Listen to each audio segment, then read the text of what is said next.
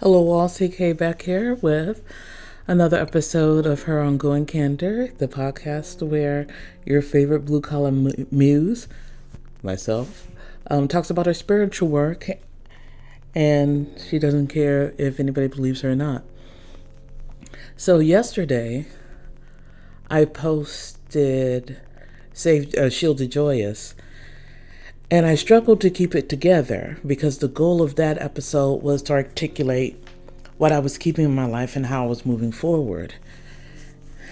And this one I'm not going to be as put together because I think this yesterday was strictly trying to articulate what I was going through. This one is going to be mostly feels. And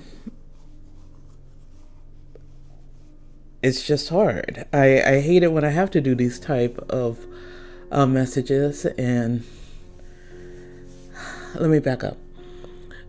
When I use the scissors, as we talk about in the path to unpunishable, in my friendships or relationships with people, I usually send them a voicemail kind of explaining why this is happening. And I do that because they can hear my voice, and these are people who know me. And so when they hear my voice, they know, they can figure out exactly how I'm feeling. They know it isn't anger, it isn't brutality or anything like that. It isn't cruelty, it isn't to punish. It is just acknowledging my truth, thanking them for the time I had, and moving on. And this cut, the move that I'm making, is so big that I felt that I really needed to do an audio like that for it because, well, I'm talking about what I'm keeping in my life and how I'm moving forward, right? And there's a lot of stories and gossip and mythos surrounding me. There just is. And her Ongoing Candor, this podcast, is a space where I tell you who I am fully and what I think completely as part of my strict program. Now, this episode in particular, sorry about that, knocking things over. This episode particularly are for the people who know me, who literally know me. So this audience is small. And I know that these two episodes will cause some fallout. And while unfortunate, it's vital because here you can hear exactly what I said. And you can hear exactly how I say it. Because many of you have proven that you will not tell the truth concerning me. And also, this episode is not an invitation to respond. And I'll clarify that later on. But let's just say it's a record of where I stand right now. So if yesterday is what I'm keeping, then today is about what I'm throwing away. And I want to draw a line so we can all understand where I'm at. And that is, I cannot and will not have rape apologia, adult or child, or punishment culture in my life. A lot of you know that I've fought against both of those things for a while, but I fought for them inside of community in the PCA and MAGA, which are a circle practically. And it was because it was part of my life. It was part of my spiritual work. And now I've come to the point where I can cleanly walk away from both. And I'm happy about that, but I'm also sad about that. Because I really, truly hoped some of y'all will come with me. But that wasn't the case. The Lord let me try my best. And I can honestly say that I failed. But before we get into all of that, I want to do some housekeeping because I have been neglecting, and I'm sorry for this, I really am. I've been neglecting my technology peeps because they exist a little outside of this cycle that I've been working through. And even though I haven't said anything explicitly, I want to take this time to thank those who've sacrificed to keep me safe in these digital streets. The web and the dark web are beautiful, powerful, dangerous places. And I am aware of what many of y'all had to do. And I hope that the boons and benefits that you received between last November and now let you know that you've always had my support and that of my teams and of the Lord. Now, I know some of y'all don't believe, and I get that, but you know that I do. And I hope that these gifts are accepted in good faith despite that. Like, you never had to believe to benefit from being around me. And I appreciate that you let me be churchy without allowed me to be churchy without sitting there trying to indoctrinate you, because that's never what I've been about. And I appreciate that. And even though I am churchy and you're not, I hope you accepted those gifts. I hope you understand they're in good faith. And it really means a lot to me. And I haven't said that, and I am sorry it took so long. But yes, it means everything. And y'all saved my life. And if you're still with me, and if you can still rock with me, because once again, like I said before, it's dangerous on those streets, and you do need to keep yourself safe. But if you have the bandwidth and you can rock with me one last time, it's time to expose this whole thing to the light of day. And there are 3 things in particular I would like you to consider. Number 1, there's an iPhone video of me at A14 in uniform. And I am looking directly in the camera while I ask a man why he's recording people without their consent. It's like what I'm saying in the video. You'll recognize it because it will seem as if it's in his pocket. It's in his chest pocket. He's a rather tall guy. And I'm looking right into the camera. From this time step of that video, please release and expose all of those who are connected to the footage that's on that drive. And you know which drive I'm talking about, or wherever they're keeping it, because I know there's various and sundry individual drives, but I'm talking about the big depository there. Could you please release and expose all of those connected to that footage? And we're talking about children and women being recorded, following upskirts and things like that. You know exactly what I'm talking about, but I want to be clear. The second one is that there's an Android video of me at the Delicacy G1, 2935. I think that's still G1. I'm in street clothes because I am a civilian. This is 2-3 years removed. Ordering stuff on my charcuterie board, as I do. And then I'm ordering things, and then after a while, I turn and look at the camera. And I look at it for about a good 15-30 seconds, and then it's moved. You'll know which one I'm talking about. As a matter of fact, there may be a lady asking me about my 4-inch Crocs, the super ugly ones. It's that video. From the timestamp of that video, could you please release and expose all of those connected to my stalking and surveillance?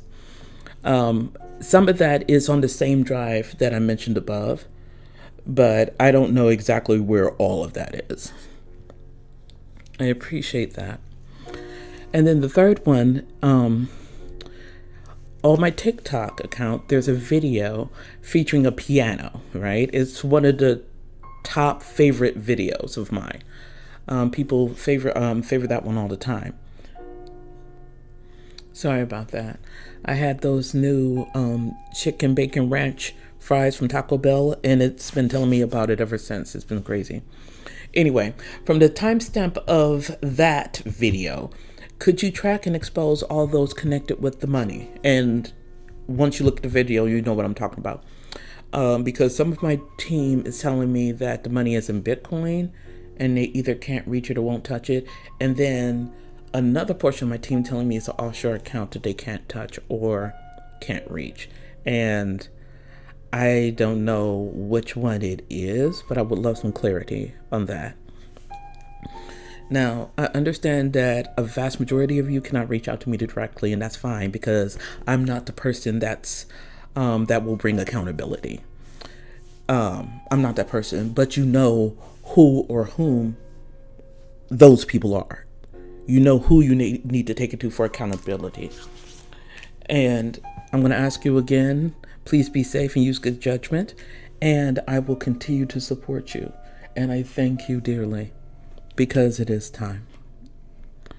Now, on the other hand, there's another number of my tech peeps who think that I'm not aware of the shadow banning and shenanigans concerning my SEO. And during that same time, from November to now, you've had various and sundry issues with your personal and professional lives. And I will tell you that was just the top of my head to remind you that my God, Jehovah is alive, active, and watching, as is my team. So I'm going to ask you, please, just clean up my digital footprint and restore my organic reach. That's all I'm asking for you. I don't need you to expose yourself for it. Please don't expose yourself, but I don't need to find out who it was. It isn't about pointing fingers. It's just, I would like my organic reach back. Because, and I'm telling you this, not out of the goodness of your heart, but I'm trying to put you up on game because just so you know, I'm tired. A bitch is tired. She is exhausted.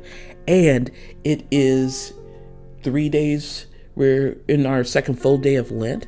And y'all know that Lent is this time where I receive the ashes and some priest just Ubers me to hell for 40 days. I'm literally outside the glory of God and I'm around my abyssal team. And I'm already removing all grace, all luck, all protection as I'm moving out of the PCA and into post-evangelicalism.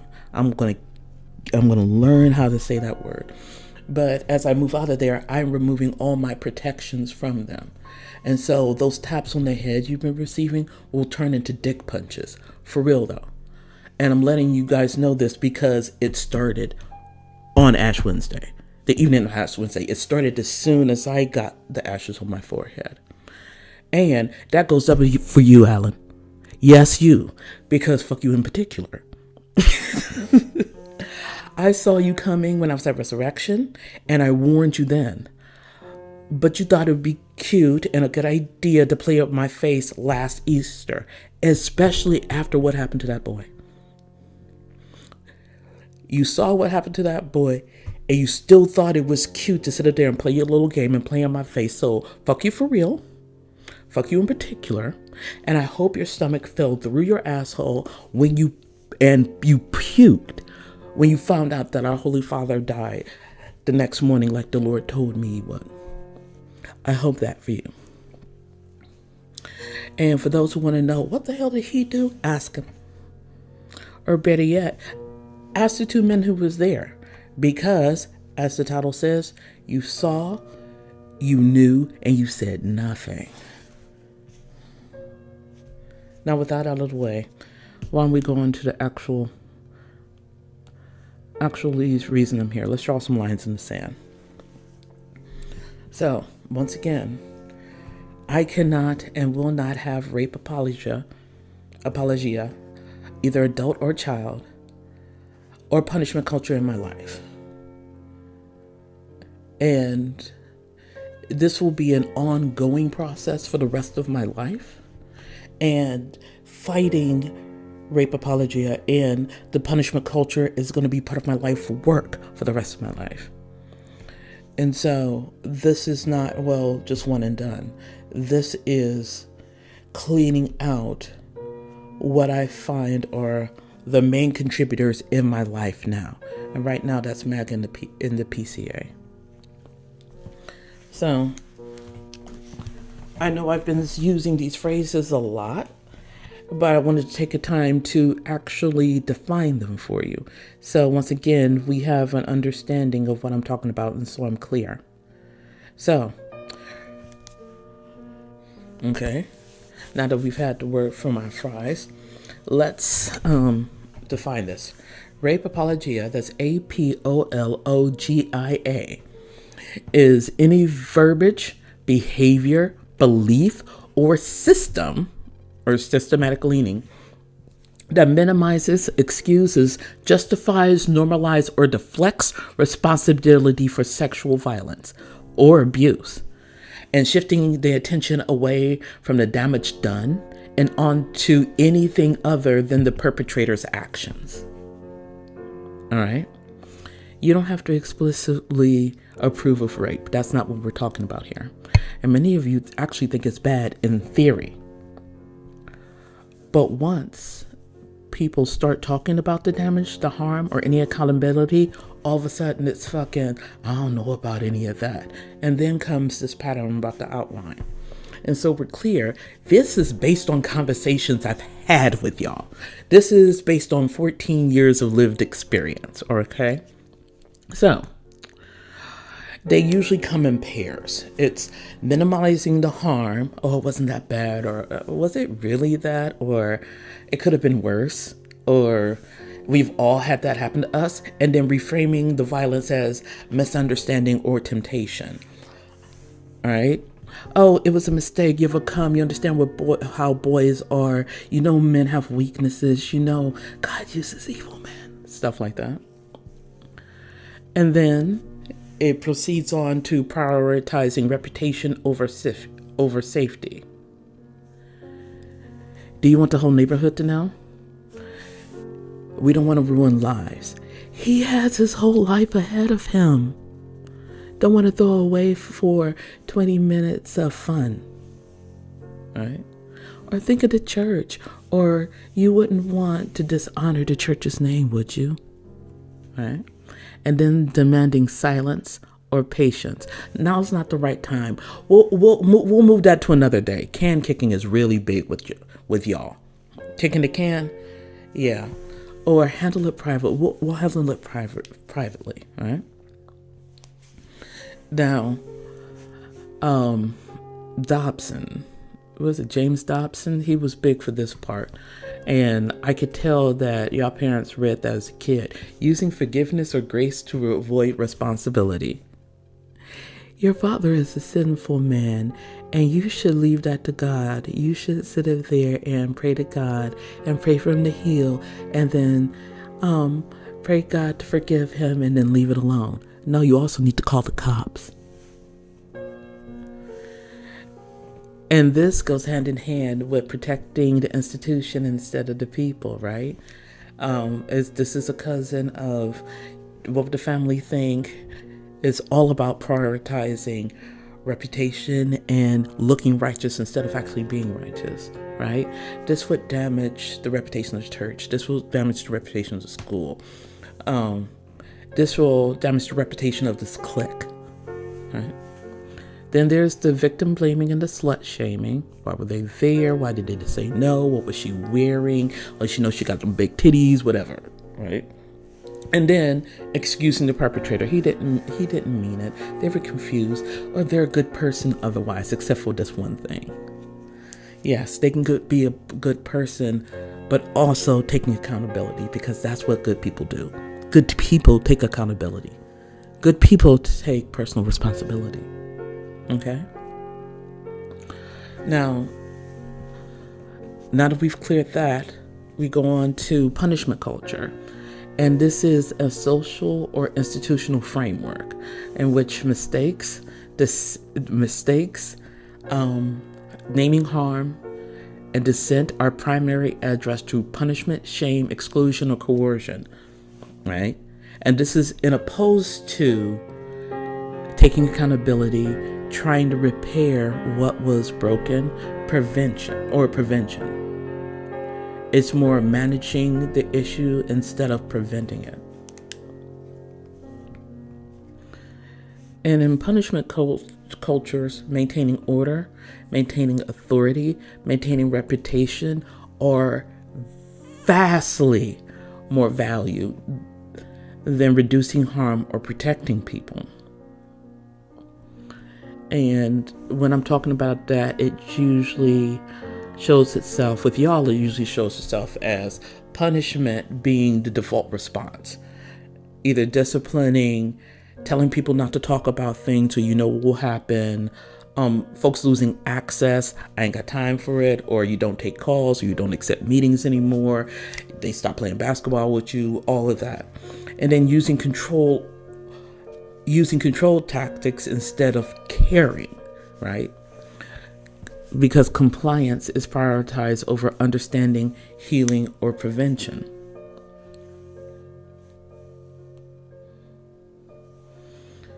In communities like this, and communities like the one I used to be a part of, fear is the motivator. People want to behave correctly so they don't have consequences, and they'll rally around people so they don't. Because they don't want to be seen as unrighteous, don't want to be seen as bad, and not because doing the right thing or any ethical reasons. Fear is the motivator, and silence is framed as being wise or mature.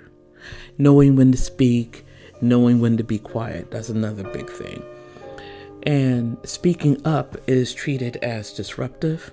It's treated as disloyal, or she's just looking for attention.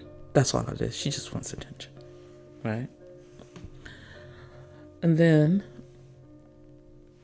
there's unequal consequences.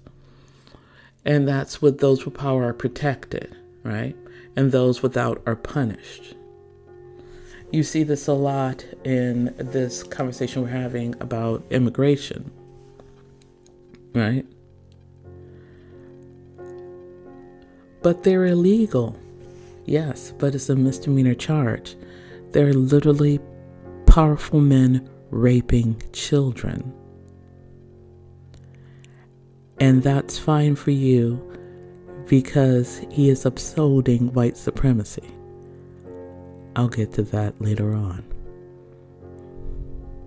But that's one of the truths that we have to face here. The punishment is not equal.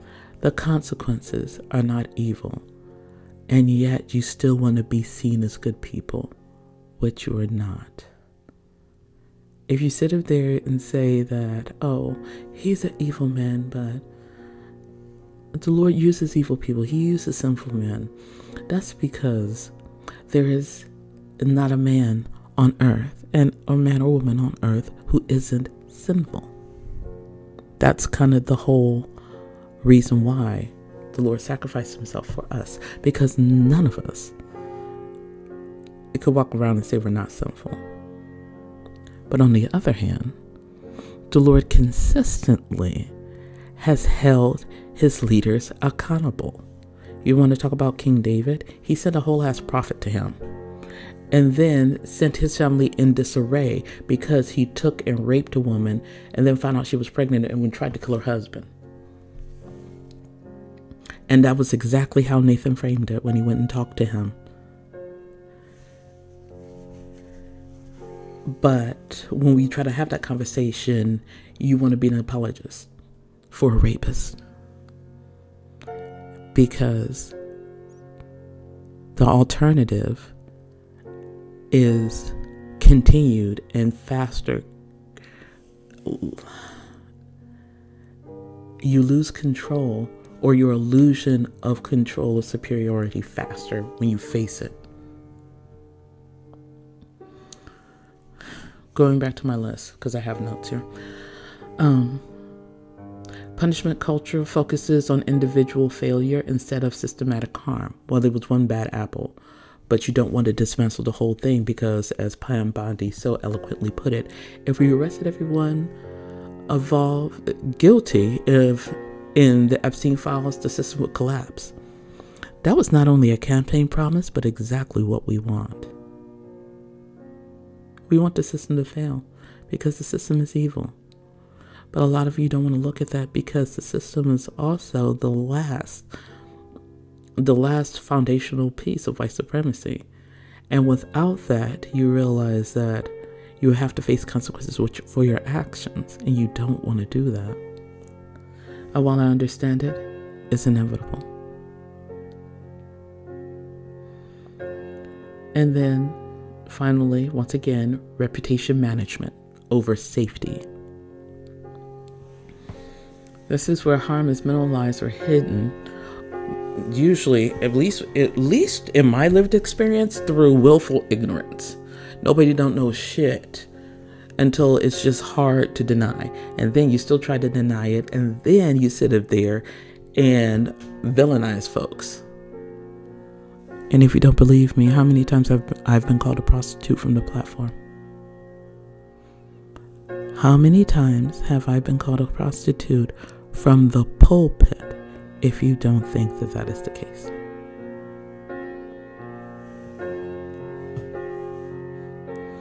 Now,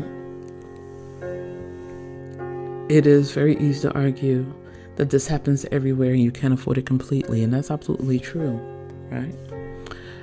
But there's a difference between encountering it and being in a community that strives to hold their leaders and prominent members accountable, and purposely deciding to surround yourself with people who do not. And then there's a whole nother thing to purposely surround yourself with people who don't hold their leaders and prominent members accountable, and then want to punish you because you decide to point it out. Those are 3 different levels there. And I've just come to the point where I'm just done. I can't. Especially since it's this last year especially, you've made it clear that you want to talk about how you're pro-life, and you've changed how you've done things to reflect children born and unborn. But you'll sit up there and be child rape apologists. Bring him into your bosom because the money's good. You'll sit up there and bring people who you know will harm your children for a little bit of power. And I'm not talking about on this big esoteric Epstein list thing. I'm talking about my lived experience with you.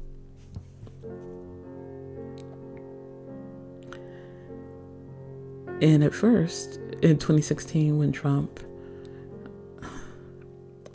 first got elected, I was like, well, let the racists have their time. He'll be a one-term president, and then we can go on to real politicians. And time and the Lord have shown me that that is simply not the case.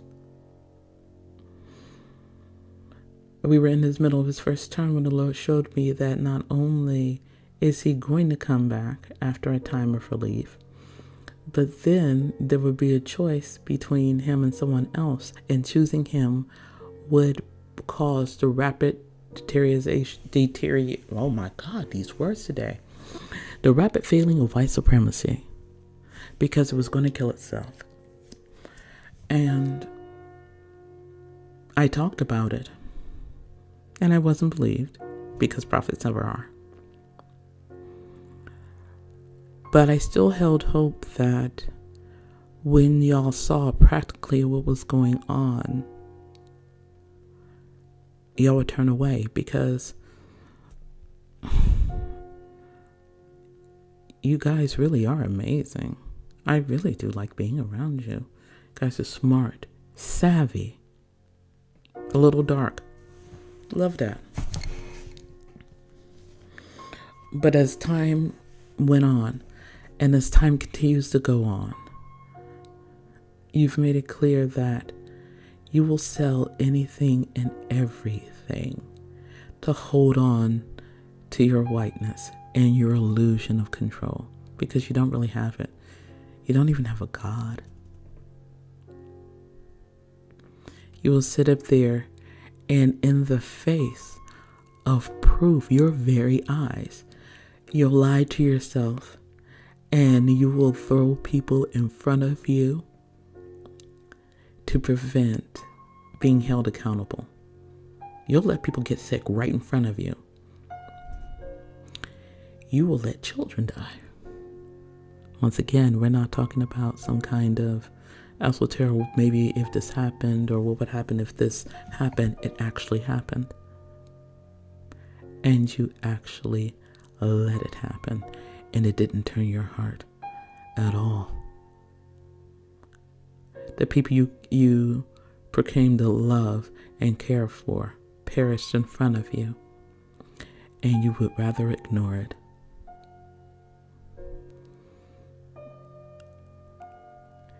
And then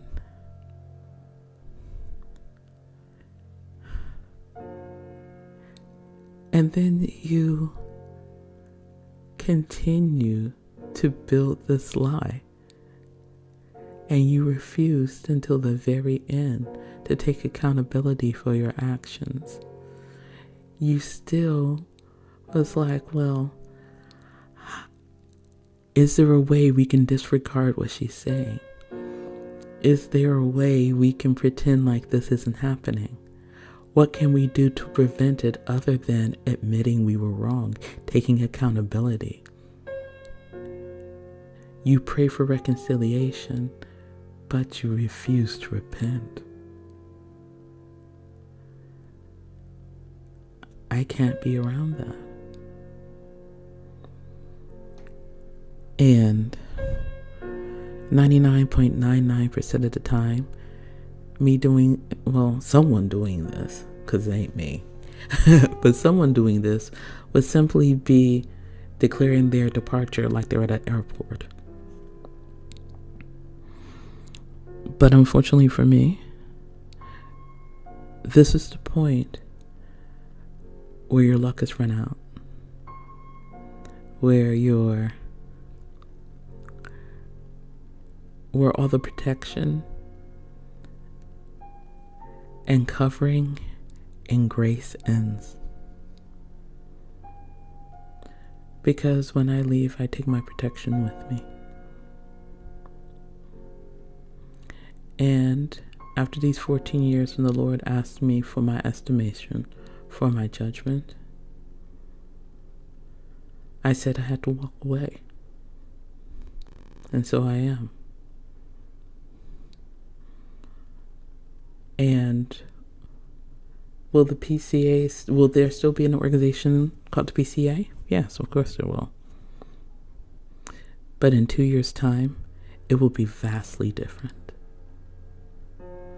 Either in size or in philosophy. And that choice is entirely up to you.